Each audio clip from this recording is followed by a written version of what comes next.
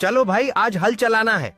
Kubota आलसी आवाज में फिर से, अरे कल ही तो हल चलाया था।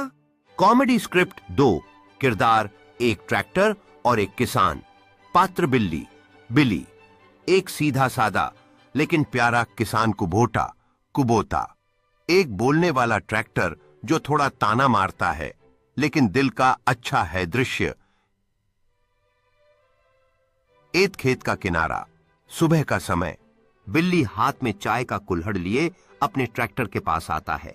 बिल्ली खुश होकर, अरे कुबोटा भैया, सुप्रभात। मुझे भी कभी आराम मिल सकता है या नहीं बिल्ली?